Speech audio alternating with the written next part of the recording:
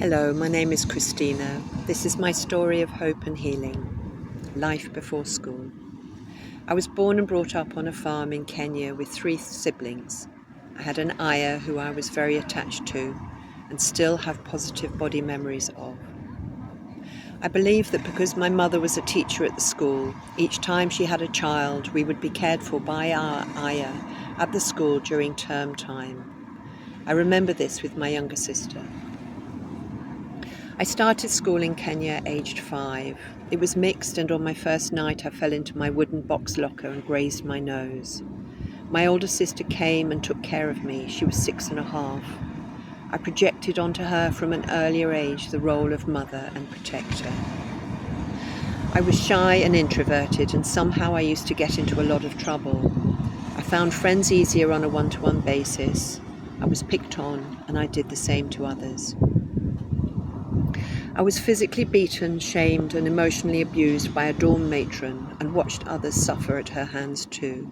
Luckily, I had a couple of female adult allies, which were a relief from my fear at the aggression and hostility that I felt from most of the staff, my mother and headmaster and wife included.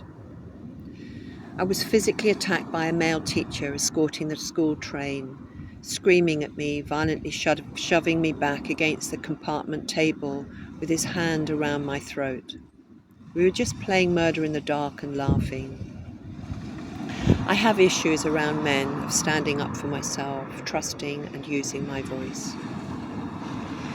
He was my form teacher that year, and he threatened to knock more of my teeth out if I didn't go and wash my hands.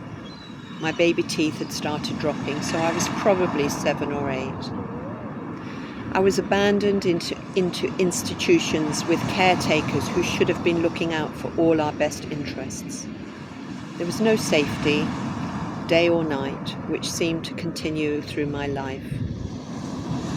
As a teacher there, my mother was strict, harder on her children because she said she didn't want anyone to think she favoured us. She was not an ally.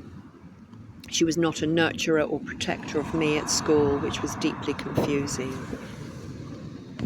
From 10 to 14 years old, I attended a day school where my mother was a strict teacher first and foremost, and the same terrifying headmaster and wife taught there too.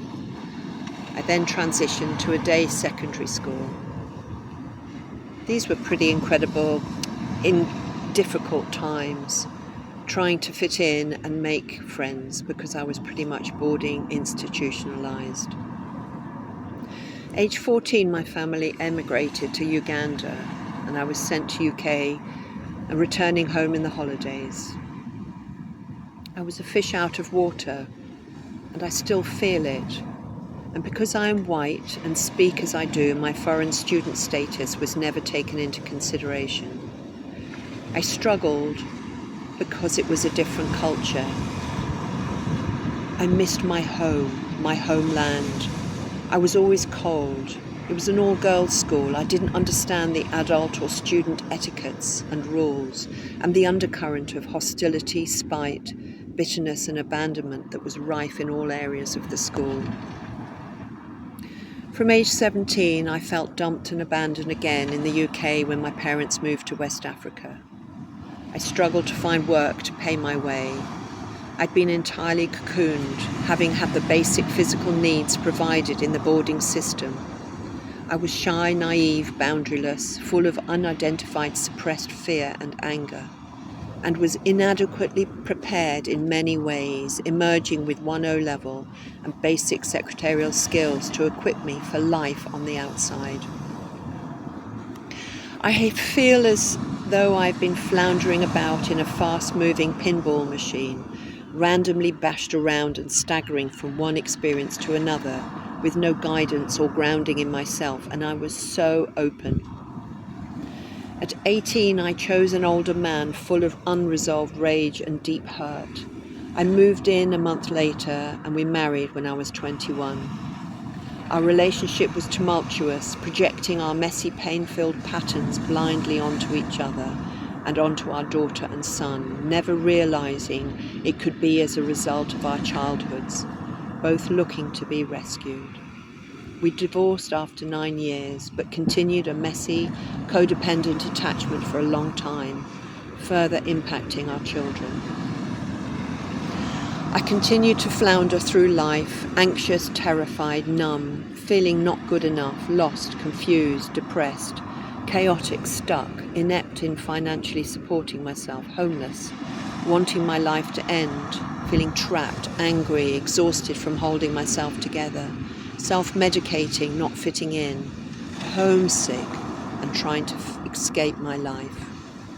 This world is still incredibly confusing, confronting and scary, and I don't know where my place is in it, though I am starting to believe I am valuable and have purpose now.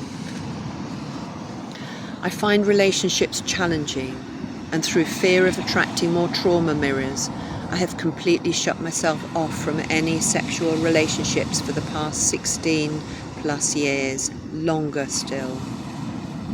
Connection with siblings and parents has always been at odds. I speak to one sibling and have no contact with the other two. My healing journey.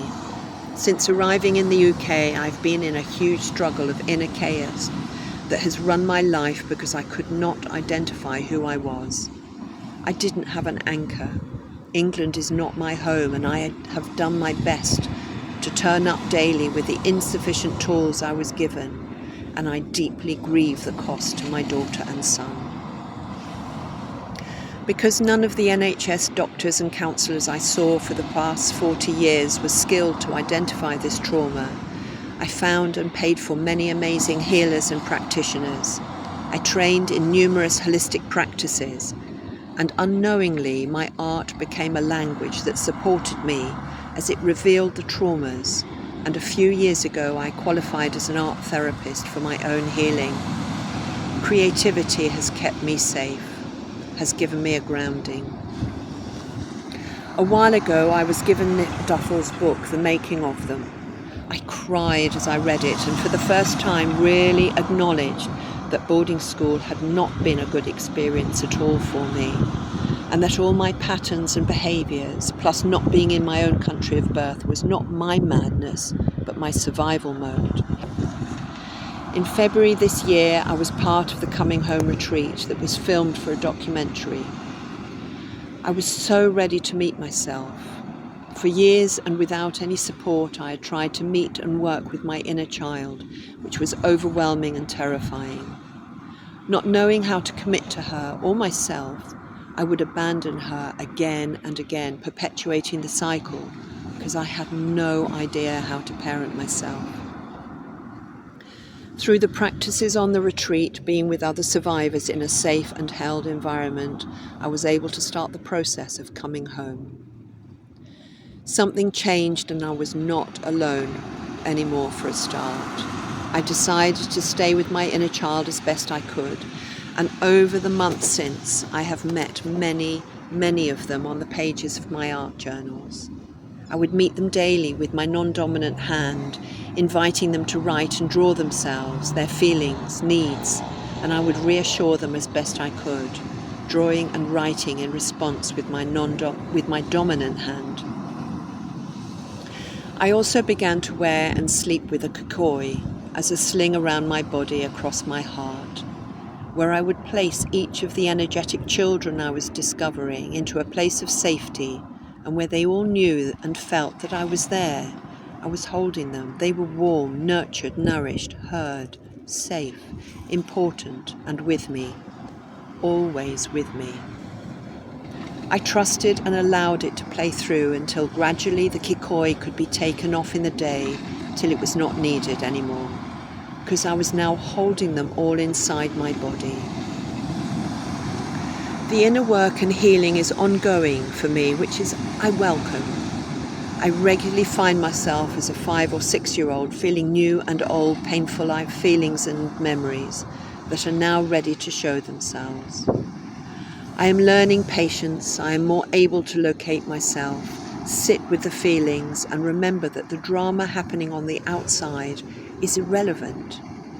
What is most important is what's going on inside with the little one. What feeling has been triggered that needs attention? When I am able to do that, things calm down. The outer situation changes and eases, and I know that I can breathe and that I am okay. Thank you for listening. Thank you for seeing and hearing me.